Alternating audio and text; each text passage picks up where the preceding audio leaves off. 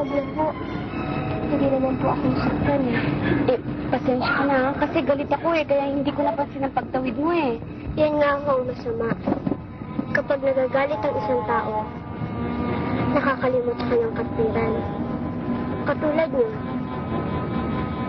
Gusto niyo kayong laging masusunod. Hindi kayo marunong makinig sa inyong asawa. Pagkatapos ngayon, uuwi kayo sa inyong mga magulang. Hindi kayo nagbabalik. Alam mo, Nene, ngayon ko lamang nalaman na nagkamali pala ako. Totoo lahat ang sinabi mo. Masyado akong sakit. Pero alam mo ba ang gagawin ko? Magbabago na ako. Babalik na ako sa asawa ko. Salamat sa iyo, ha?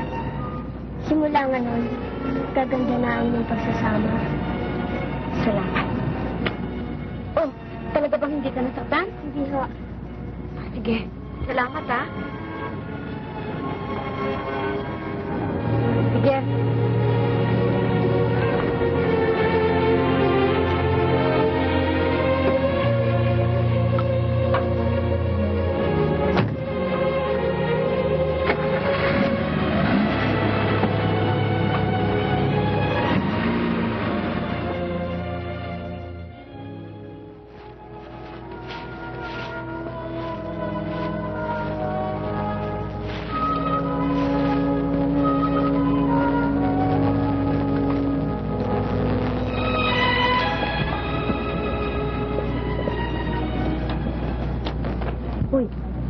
Uy, gising.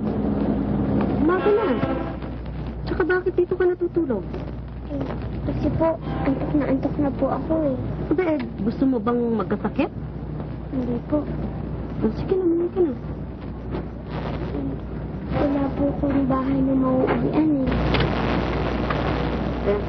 Uwi na, ha? Salamat po.